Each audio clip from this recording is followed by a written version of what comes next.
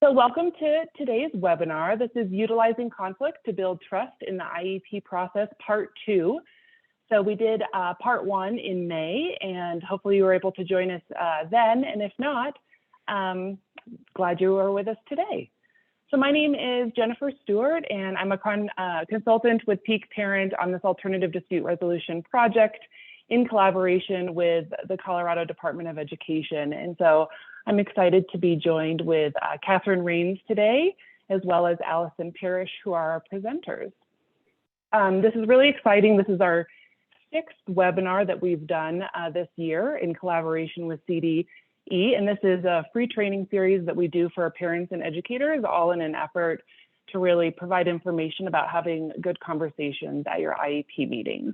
So before we get started, I just wanted to go over a few items to help you participate. Number one, it's best if you can remain muted during the presentation, but we really do want to engage with you. So if you have questions or comments, please put them in the chat. And if you need to view the live transcript, you can click the CC button at the bottom of your screen. And then also if you need Spanish interpretation, it is available by clicking the globe and selecting Spanish.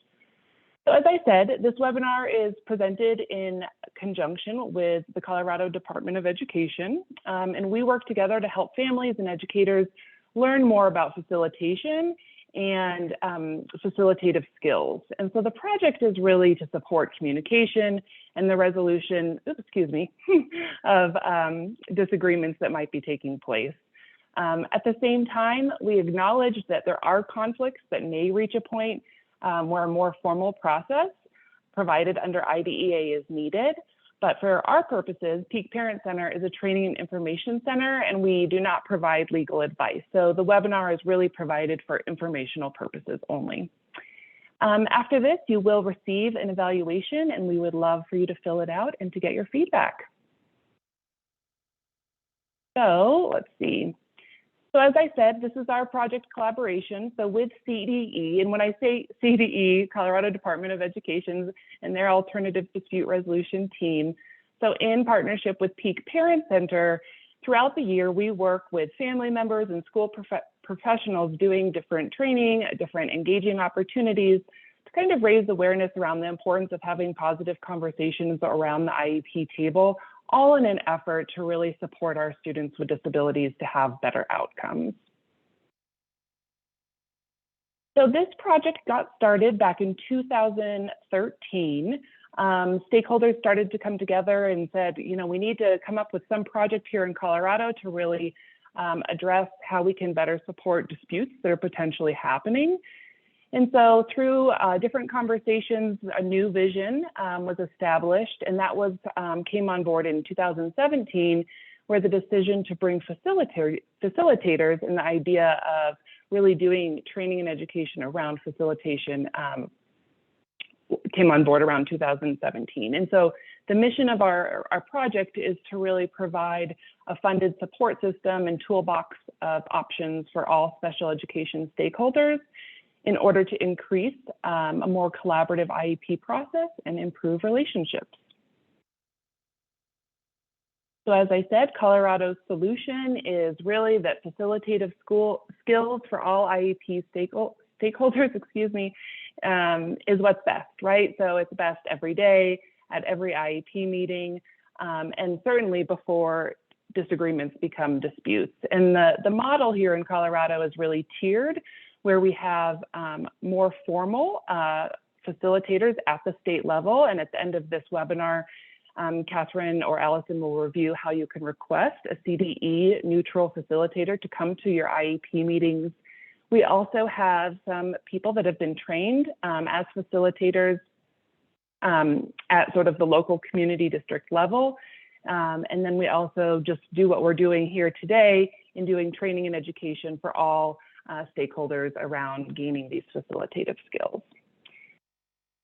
So with that, I'm going to pass it over to my colleagues at CDE to kind of resume the presentation that we had started in May. So I think they're going to do a review of what we did in part 1. And then again, thank you for joining us for part 2.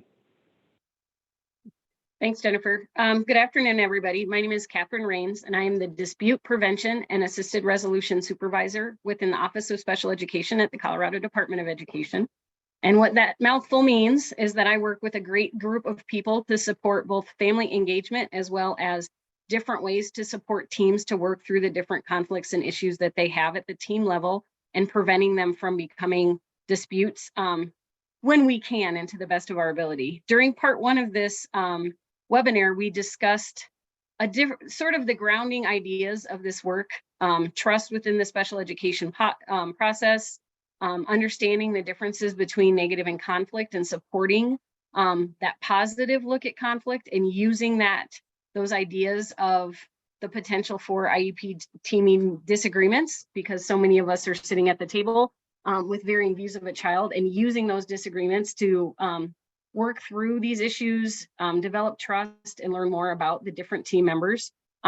We also talked a little bit about different ways of preparing for meetings and making sure that our own mindset is prepared to go into meetings, ready to work as a team. But what we're going to do today, after a quick review of some of these definitions of terms, is to talk a little bit about one of the things that I think is most important and can help alleviate some of the disagreements and issues early on in the process within an IEP team meeting. And that's sort of getting to the idea of what why is when some of these issues arise. And then Allison, who is one of the special education facilitators that you can get at one of your IEP meetings if you need to, is going to talk a little bit about how this really actually translates into the real world and some situations that she has information about, and review some of that and hopefully generate some conversation with you guys around different ways that you have or would like to have worked through some conflict on your teams as we get to the end of this today. Next slide, please.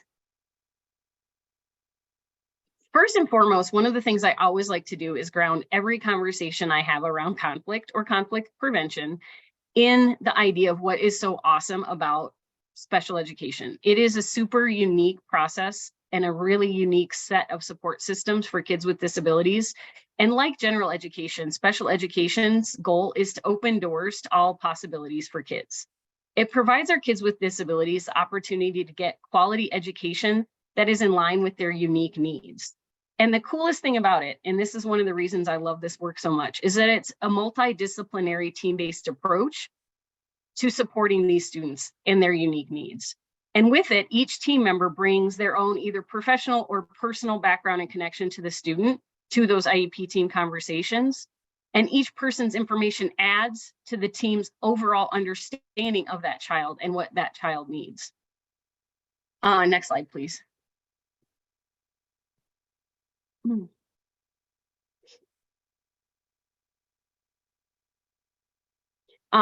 And it is this multidisciplinary team-based approach that also leads us into some of the areas of disagreement that we run into sometimes in our IEP meetings. And so one of the things that I like to also focus on, not just the benefits and the potential of the special education process, but also the benefits of developing trust in our teams and our special education process. And always, I like to make sure that everyone's having the same conversation. And so with that, we're going to define trust for the purposes of our conversation here today. Trust is an individual's or group's willingness to be vulnerable to another party based on the confidence that the latter party is benevolent, reliable, competent, honest, and open. And that's a pretty big definition, but basically what it says is that in order to trust the members of our group that we are working with, we just have to be able to look at them and say, you're going to take what I have to tell you and you're going to believe it and you're not going to use it against me. And we're going to be able to work together and you're going to do the same back to me. And it's this idea of trust that really is at the foundation of strong IEP meetings, strong IEP teams, and good outcomes for students. Next slide. Trust in special education, we know from this 2017 paper from Pepperdine, increases communication, respect, and collaboration between special ed colleagues, as well as enhances student success. And when we're talking about special ed colleagues, yes, we're talking about the teams within the schools as far as teachers and administrators and service providers, but we're also talking about the colleagues on the IEP team, which always includes the parents as well, sometimes even the student, and many times an advocate or another supportive family member who also attends these meetings in support of students. We also know that when there's a lack of trust, it negatively impacts the special education environment because it takes the energy away from focusing the supports and services to meet the needs of the students, and has the adults all focusing on each other instead. And we know it negatively impacts our students, our parents, the relationships they have with their special ed teachers, the paraprofessionals, and even the administrators within the school building. Next. Oh, back one. The other thing I want to make sure that we talk about a little bit today, even for those of you who did not attend part one, is also how, when I talk about these sorts of things, we view conflict.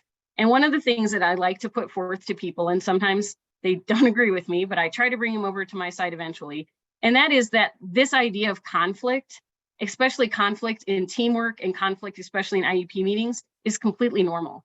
And in fact, from my perspective, it can be very positive, especially when the conflict gives people a chance to consider different ideas and alternatives than their own, right? And this is when it's positive and it's a healthy engagement in disagreement. It also can result in increased participation because the conversations, when there is disagreement, can become much more robust and much more engaging. And it also leads people to more commitment around the group decisions and goals that they come up with, right? There's more buy-in when there's a stronger conversation around some of these disagreements, and the results are based on a group discussion. It also can help clarify issues, clarify definitions, clarify meanings and things like that in our meetings. And in truth, helps build more cohesive teams as people learn more about each other, more about their background, their connection to the student, whether that be personal or professional, what they bring to the table. All in all, when conflict is positively framed and it is worked through, we can really end up with what we can consider as more durable and more well-developed IEPs for our students. The opposite is also true. And this, I think, is the conflict that we most likely have in our brains when you hear the word conflict. Conflict can also be destructive, and that's when it's poorly managed, or when it gets escalated to the point where it's more likely to be seen and felt as more of a bullying thing, of really uncomfortable harassment, or maybe even discrimination. And when our conflict gets to that elevated, escalated, or poorly managed level, it really diverts our energy from what we're there to talk about. In the case of special education, obviously, that's always a student and what that student needs at school.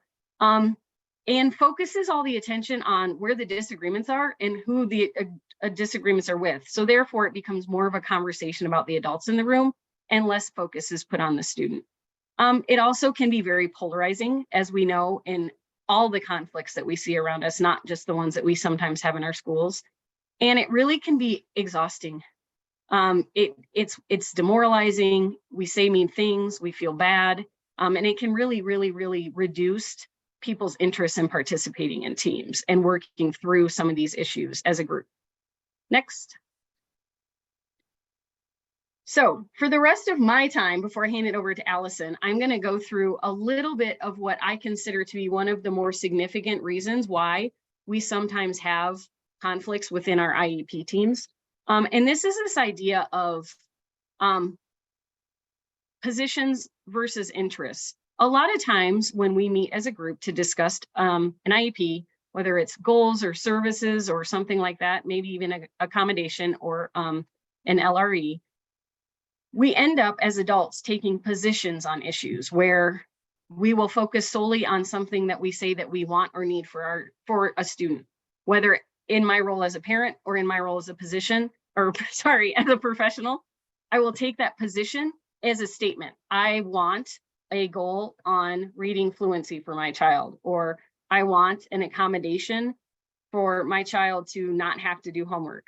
Or the school could say, we want the child to have a goal in learning how to start their own tasks at school, right? All of these are position statements. They don't go into the why. They don't go into the what. They just are a position identifying where that person stands on an issue. Next slide. Sorry, I'm really bad with slides in case you guys have not attended one of these before. I tend to get ahead of myself. So we're going to go into what an issue is, and then we're going to talk a little bit more about interest. Okay, so the issue in this positions versus interest conversation is that identifiable and concrete question that must be addressed in order to reach agreement. So in IEP meetings, typically there's several different issues that we work through when you look at this. Needs and impact of disability, what goals a kiddo needs, what accommodations a kiddo needs, whether or not that student qualifies for ESY, what services should look like, how many minutes they will be receiving and where, and last, what is that least restrictive environment that will suit that child the best. Those are all different issues that we face or talk through every time we have an IEP meeting for a student. Again, what I mentioned before, a position is where a party stands. Any individual on that IEP team could be considered a party. It's that more demand, the bottom line, the ultimatum, that statement. This is what I want. What is important to the idea of positively working through conflict is the interest, and that's the underlying why. That's what motivates that particular IEP team member to make that position. It is the concern, the underlying need or desire, and what value that person has on that. And it is when we work to these whys, when we work to figure out what the underlying interest is in an issue or conflict, a concern, a disagreement, whatever you want to call it, is really when we get to the place as a team where we can work through things. Next slide. So when we look for positions versus interests, especially when we've gotten to a point where we may actually be experiencing some of the discomfort of conflict or sort of some of that messy feeling, is that when a person is taking a position on something, they will fight hard if someone else's position encroaches on their values. When we look for the interests underneath and behind the position, that's when we can uncover what some of those value issues may be and other things like that. And when we understand where those interests are, we're better able to identify solutions that may be able to meet everybody's underlying interest for the student. And a lot of times when it comes to IEP meetings, when we start talking about what our underlying interests are, we discover that even though different members of an IEP team, like the parent and the special ed teacher, may have taken a different position on a specific idea for a goal or an accommodation, based on the same underlying interests. And when you understand that everybody has the same underlying interest supporting a student's growth, it's so much easier to find solutions that work better for everybody. Next slide. Sometimes it's difficult, though, to find or identify these underlying interests. Frequently, parties in dispute or in conflict or disagreeing on things don't always want to identify their concerns or interests in a very clear, direct manner. And it can happen for several reasons. And the strategies to sort of get to the underlying interests can look a little different depending on these three different reasons. But in general, a lack of awareness, sometimes people don't really understand the why. They make a statement, they have a feeling that they need something for a student, but they don't really understand why they feel that way. Good conversations, asking questions, digging deep can help them become more aware of the underlying interest and support that getting to know you part of the meaningful teaming. The other thing is sometimes people stick to a position as some sort of a strategic, underlying strategic attempt. Maybe if I stick to this position long enough, I'll get what I want, whatever it is like that. We also know, based on negotiation and stuff like that, that strategy is part of this sometimes. And then the other thing is emotional attachment. Not only emotional attachment because we're talking about students and we're all very attached to our work, whether we're in this work as professionals or whether we're at IEP team meetings because it's our kiddo at the table that we're talking about. There is a lot of emotion involved typically, but the other emotional attachment I see And I think Allison can address this in some of what she sees too in the real life facilitation work that we do, is that sometimes people get emotionally attached to a position just because they've held it so long that it's stuck in them and it's sort of part of what they want. So there's two different ways that we can become emotionally attached to our positions when it comes to being part of an IEP team and talking about our kids. Next slide. The best way to get to the heart of these issues and figure out what is the underlying interest when we, no matter if we're at the table as a parent or a professional, are trying to figure out what is the interest underlying a position that any one person is taking or group of people is taking, is really to ask questions. Through question asking, not only are we able to get to the underlying interest, we're also better able to get to that back and forth place of conversations and working with teams and building trust in our relationship. And it really does give us a chance to sort of develop those outside of the IEP team conversation knowledge bases of the different persons and professionals that work with our kid and that we work with on a daily basis. Next slide. We talk about these in terms of clarifying questions. When we work with teams and we start talking about asking questions, first of all, this is a funny cartoon here, but I don't recommend anyone actually do this because of all the things on the other side of the slide. When we ask questions, it's really important that we do it in a way that suggests we really do want to hear what the other person has to say. So make sure when we're asking questions of others, when we're working on our IEP teams, that we're doing it in a manner that doesn't suggest that we have taken a side or a position, but we generally really want to know what they have to say. It's also important that we model the respectful tone that really avoids putting participants, the other people that we're working with, on the defensive in any way. It's also important that we not just ask one person to provide their input, but that we strive for symmetry and make sure that we give every single person on that IEP team who wants to participate an opportunity to provide their input as well. And sometimes when we work in facilitation, it just looks like the round robin approach and making sure that we just give space and time for everybody to process what is going on and put in their 2 cents, for lack of a better way to talk about it. Next question. Or next slide, sorry. There's 3 basic types of questions that we use as facilitators that anyone can really use when trying to get to the bottom of underlying interests and work through some differences of opinion and in positions when we work on IEP teams. The first one is called open-ended questions, and those are the ones that we use most often. They're questions that generate narrative. They are the ones that you're just trying to get more information from someone and trying to better understand where they're coming from. These are questions like, can you tell me more about that? I want to make sure I understand you. Can you describe that a little bit more clearly? What does that look like to you? Things that give people an opportunity to just tell you what they want you to know. And these are the ones that basically create the most authentic type of conversation and will lead to the more trusting and better relationships between the members of the IEP team.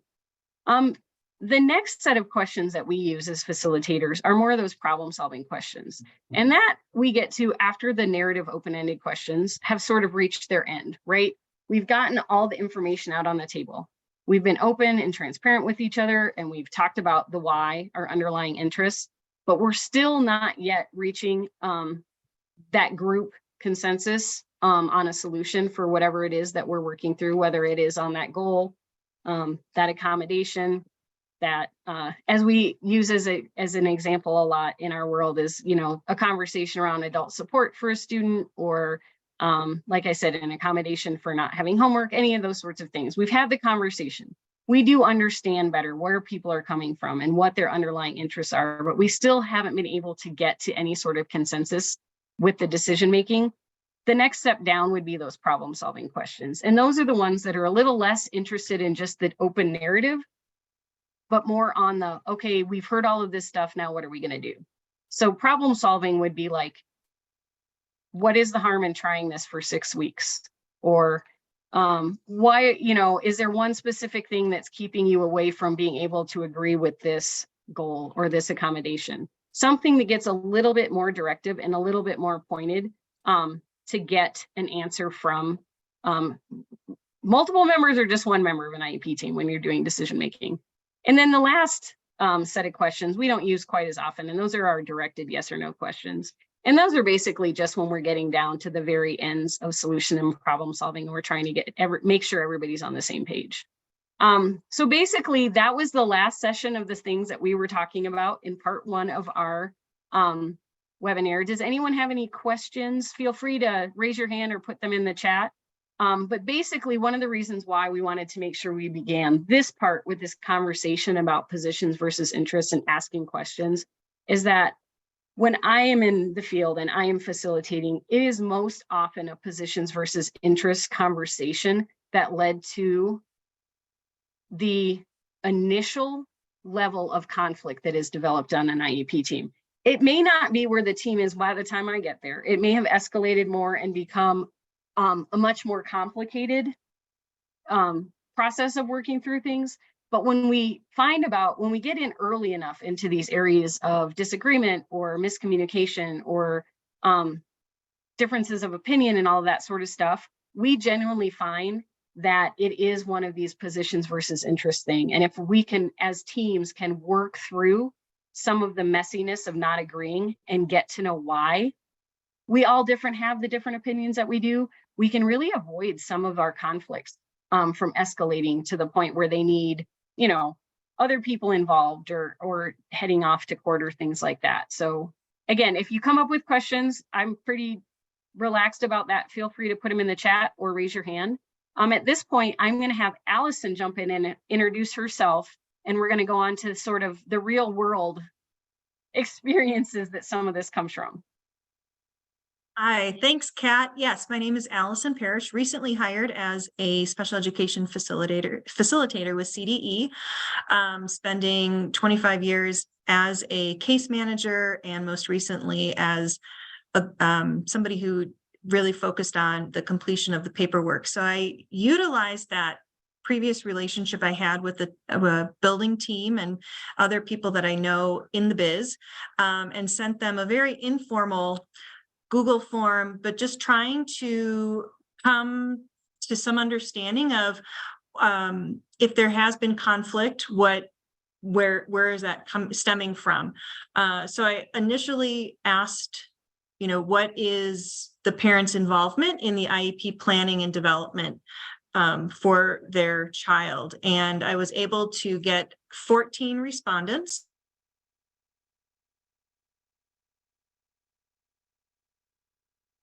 Oh, Allison, you got muted again somehow. You muted yourself. I totally did. I'm so sorry.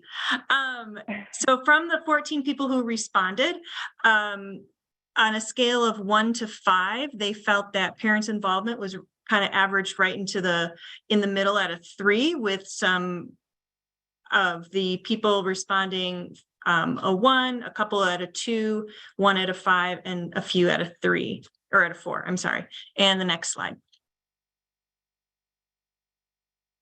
And then from that question, the follow-up question was, why did you rate that parent involvement the way you did?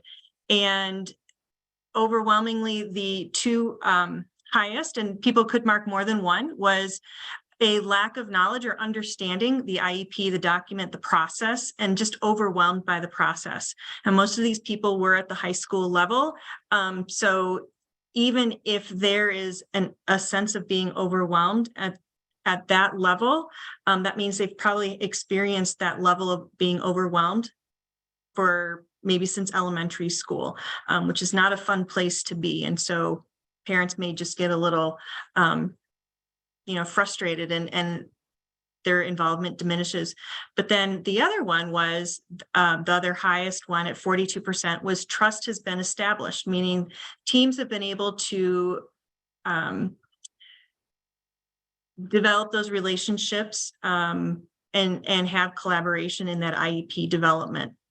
Negative experience the student and or the family experienced with the school or the process, 14%.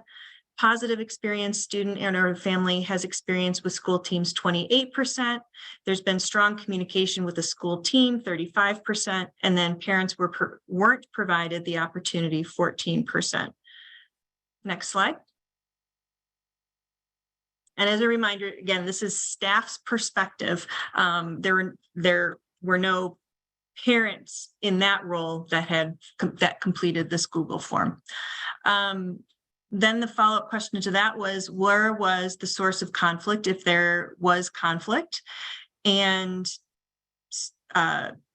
staff included 50% was the conflict was due to the implementation of the IEP, and the other 50% is something other than the IEP. So dig a little bit deeper, asking where that conflict came when we were talking about the implementation of the IEP. 42% said it was the implementation of the accommodations, 21% was services, and then 42% was just a miscommunication or misunderstanding of the IEP. When we looked at something other than the IEP, topics that came up were grades and academic progress, skill expectations, whether there was an overestimate of what students were able to achieve or an underestimate, whether that be from parents or school staff, and then behaviors of other students that were impacting whatever the conflict or disagreement was about. Hey, Allison, quick question. Do you think that last one is related to, and I'm just saying this because this comes up in a lot of parent phone calls that we get, as well as a lot of our facilitations, is, are we talking more like like bullying and other situations, like peer interactions that are going on that end up rising to the level of concern so that they become part of the IEP team conversation? So great question. I would say that is probably part of it. In some of the comments that people wrote, it was behaviors from other students, their student perhaps being bullied, but then it was just in some cases it was the behaviors of kids in the classroom that prevented them from learning, whether that was distractions or not in the survey, but I know of an instance from previous experience, is that partner work is not something that a lot of kids like to do. And so sometimes they're just going to put their foot down and not either participate or feel like they're doing everything. And so that then creates some conflict among kids, which then goes home and there's conflict. They're sharing that with family, and family then is calling the case manager of the school to kind of figure out what's going on. Gotcha. Thank you. Yeah, no, thanks. Next slide. So then, knowing that there has been disagreement or conflict, how were the teams able to resolve that? And most 50% was a call home to the parents. 42% held additional meetings. 42% just increased that weekly communication, whether that be weekly, every other day, every 2 weeks, but there was an increase in whatever communication. And then 14% for both trust has not been restored and we coexist. Any communication goes through a third party, whether that be an administrator or a coordinator. And then somebody included that they rely a lot on parent-teacher conferences because they can have all the teachers, classroom teachers and themselves there to kind of work any disagreements out. I love this. And I have to point out one thing, and that is the word communication is almost in all of these directly, but it is part of all of these. Like, it really is about that communication piece. Yeah. And I think that leads to our next slide. Sweet. I'm bad at your slides too, then. Segue, Kat.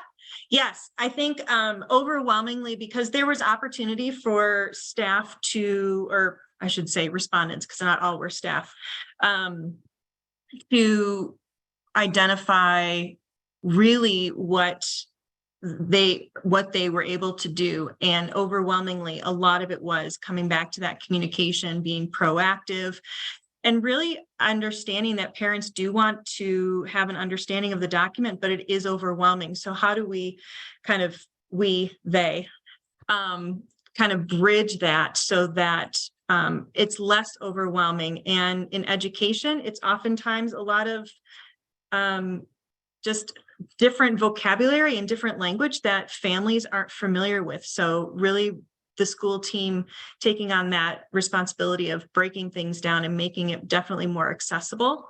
One of the people works in a high school SSN program, and one of her comments was making sure that parents have as much information as possible going into their child being in the 18 to 21 year program. Phone calls far outweigh emails because emails can be misconstrued. Oftentimes, face-to-face conversations are better now that we've gotten so skilled in virtual meetings. Offering those up have been helpful. So it isn't an email that language and tone can be misunderstood. And then one teacher said that she was able to clear some things up because they're just having that level of understanding from how a general ed teacher may grade a certain assignment because that's standards based versus how they may grade in a resource class, which is really focusing on building the skills for those IEP goals. And so a kind of a different measuring is how she viewed it. And from the conversation or the communication aspect of some student or teachers identified that most, if not all, really were resolved from just communication, picking up the phone. I do want to highlight just really quickly, because I cannot stress this enough as far as it goes with how we communicate, like which forms we choose to communicate, especially when there is already a conflict. I, as a facilitator, really caution against using texting or emails or anything in written form as a way to try to solve problems. It's one thing if it's like a touch base, like, hey, this is coming home in backpack sort of email or text, or this is coming to school in backpacks, just sort of FYI, things are fine. But when it comes to trying to work through issues or concerns or anything like that, the phone calls or the face-to-face or Zoom meetings are so much better, because we have a tendency when we cannot hear tones of voice and or see the body language of the person that we're talking to or talking with or communicating with, in the case of text and email, we put our own on there, and that can actually end up escalating a conflict or polarizing it more than it was before, because we, instead of being able to see their tone and body and hear their tone and body language and things like that, we're just assuming the manner in which we received that information. And it really is. So whoever put in bullet number 4, I really, really, really, really agree with that one. Phone calls are better. Nikki, what can we do for a kiddo who has a family that English isn't their first language or a cultural difference? We access a translator as if at all possible, for sure. Maybe pre-planning, I think, so that you can set up maybe regular check-in times where you have access to a translator or someone that can help with that communication, so there's not that cultural or language barrier when you're working with that family. Allison, any other ideas? Yeah, so I know in the district that I worked for, we had a relationship with an interpreter service, and we would just have to fill out a Google request form that would be lined up. We primarily had Spanish speaking interpreters. Sometimes we had some ASL interpreters because of some of our staff, and we are always able to get somebody into our meetings. There are also some online programs. It's escaping me now, but it's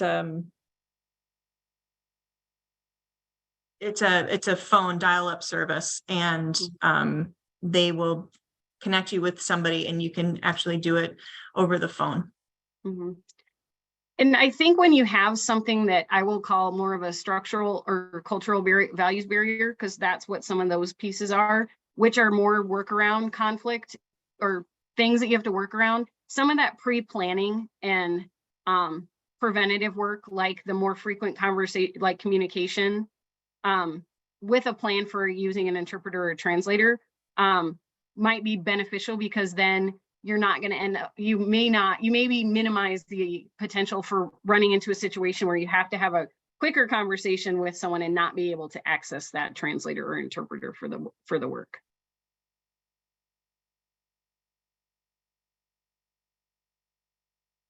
Anybody else? No problem. I'm answering the chat, sorry. One of the cool things, and I want to thank Allison for doing this. And obviously there was were there any other like sort of comments or notes that might add a little bit more clarity to some of this conversation for attendees? I don't know if it's clarity, but I think one of the respondents, who happened to be administration, did identify that it's that there's sometimes just a lack of understanding of what parents' role in the process is. And so just making sure that they are true contributors and collaborators in the IEP process. And then one of the, I believe it was a case manager who has experience teaching K-12, identified that if you have somebody who has been identified and has an IEP since pre-K or first grade and has been on an IEP for a very long time, you have families who are so well versed in the document that it may appear that there isn't involvement, but they are so well versed in it that they would speak up if there were any issues. And so it can look like lack of parent involvement, although it's not. But then we also have high schoolers who parents are treating them more to have more independence and be more adults. And so really kind of taking a step back, but sometimes they still need those wraparounds to at the high school level, because it starts to become real when kids are 16, 17, 18 years old and they're getting on to their next phase. And I just think, yeah, just being very proactive was really the overwhelming consensus in that communication piece. Mm-hmm. And one of the tools that we recommend to all audiences when we talk about communication and minimizing that escalated conflict and things like that is, whether you're in this as a professional or a parent or an advocate or school team member or whatever your seat is at the table, utilizing some sort of parent input form that can just be a simple like structural setup of different areas of the IEP where parents can jot down information, whether there's concerns or new information for the school or anything that's relevant from the family perspective, and giving it to them. You can have your own as a parent, just to help sort of help you sort of figure out your thoughts and sort of organize them a little bit before an IEP meeting, or advocates can hand them out, or school districts, school team members can hand them out. But just some sort of simple one-page tool that gives parents an opportunity to think through things before the IEP meeting and let the team know in advance if they have any specific concerns, if they have any specific new information that the school should know about, things like, any changes in medication or any changes in home environment or any problems with friends that could be impacting engagement at school. Just sort of those things that, if everybody is on the same page, can make the process so much easier for the student, because then everyone is got that same access to information. But I totally encourage, we always do in no matter what groups we're talking to, utilizing some sort of parent input gathering form to support these conversations as well. And input from teachers too. You can use a similar form to get input from all the general education teachers that work with a student. Again, just to make sure everybody is on the same page when we have these meetings can be super helpful. Anything else, Allison, as I just jump in and talk about that? No, I I'll think ask that's, a question. yeah, Oh. great.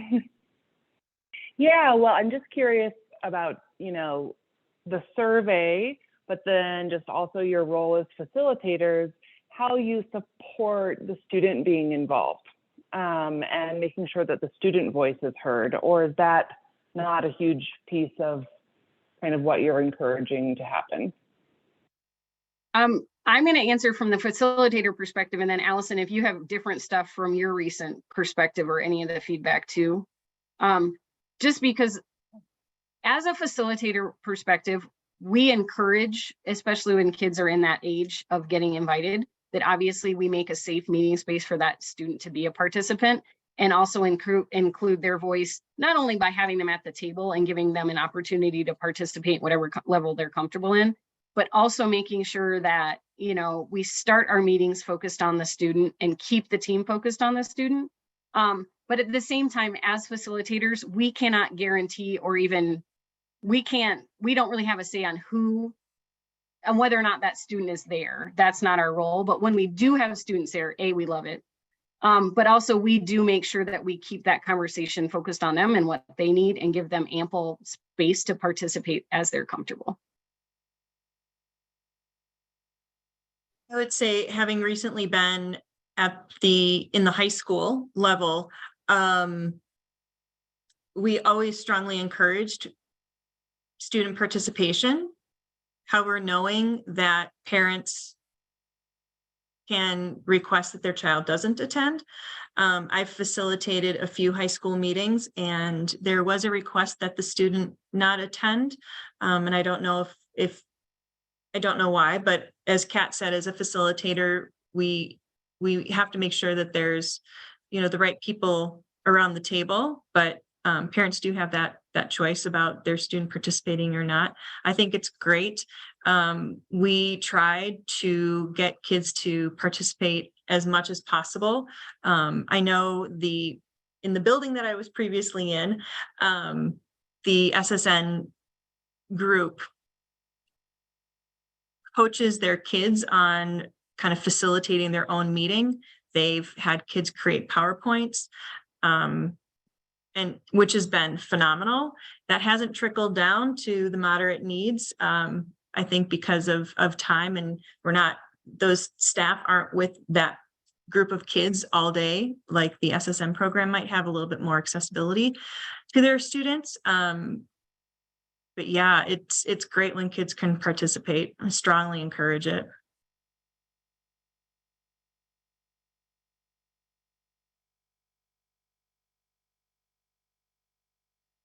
Okay, so we're wrapping up here. We just have about 8 or 9 minutes left on my clock. I'm not sure what everyone else's says. But as we sort of come to the end of this 2-part series, one of the things that I always challenge people to do is to think about conflict differently than you may have done so in the past. I don't expect everyone to get on my conflict loving bandwagon, but in general, just to sort of move away from that conflict is always awful, conflict is always messy, conflict is always bad, and sort of looking at it as a normal part of teamwork and a normal part of our IEP process in particular, and to use it as a, I don't know, maybe a springboard for better relationships by taking the time to have some conversations and really ask the hard why questions and get to know each other and get to know each other's wants and hopes. We can really work through some of these issues and disagreements at a lower level and keep our relationships better. Or if they become fragmented and difficult, you can also use these processes to improve and rebuild trust after it's been broken. Next slide. So in closing, and this is just sort of, and feel free to jump in the chat or unmute and jump in with any final thoughts yourselves. But when we do take our time to engage in team conflict, it really does help IEP teams stay positive and focused on students. When we keep the conflict focused on them and the underlying interests for why we're having these disagreements to begin with. Overall, when we do this over and over, we do improve our working relationships. And I think from Allison's data, what we saw was some of the teams that have probably done this end up with those parents who trust the team enough and are engaged in the process, but it's not a struggle at the IEP team meetings because they've worked through some of these things before and they have that trust in the team and vice versa to really work together and just implement these IEPs in a much more probably less overwhelming manner. It also just really works to resolving disagreements at the lower end, and it can prevent these disagreements or these minor issues from really rising to the level of what we would call a dispute, and that's something that would end up in a state complaint or a due process. And really, when we spend our energy focusing on what student needs and getting these IEPs implemented, it really does improve the outcomes for our students, because then we're spending most of our time working to support them and not on our adult conversations and issues. So thank you for taking your time today to join us at lunch or to watch this if you're seeing it recorded on your own time. Does anyone have any final thoughts or questions for me or for Allison or for Jennifer? I do want to thank all of you guys and also Jennifer for doing these with me all year and for Peak for this ongoing partnership, because we do believe that these sorts of skills are best when utilized by all and every member of an IEP team. So I love that we're doing this work with parents and professionals. Next slide. If you're interested in this work and you are going to jump on my conflict love and bandwagon, there are some additional resources on this slide that on our website, more information about our facilitation process, how to access a facilitator, a couple more recorded trainings. Peak's website obviously is a wonderful place to find resources, not just on ADR and the work that we're doing, but a lot of other pieces that go into good IEP team meetings. And then Cadre is the Center for Dispute Resolution Tech Center, and they have a lot of information just on healthy relationships, partnering with schools, and all of that sort of stuff. So if you're interested in more information, we have some great resources listed there.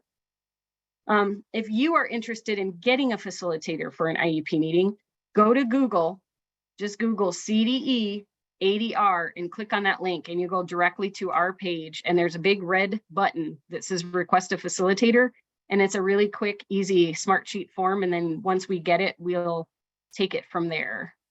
The last slide has both my contact information as well as Allison, so feel free to reach out to us with any specific questions you may have as a result of this or anything else that's going on. And yes, I do. Anything else, Jennifer? No, yeah, I just want to say thank you, to Catherine and Allison for joining us today. Also, thanks for participating and listening in. I will circle back with the recording for everybody. And the recordings are also available for the other webinars that we did this year related to facilitation and different topics, are all on Peak Parents' website on the alternative dispute resolution page. So more information there, and we'll be doing more come the fall. So if this is of interest to you and you need support, we hope that you join us and spread the word. But with that, I just want to say thank you and enjoy the rest of your day. Thank you. Have a nice afternoon.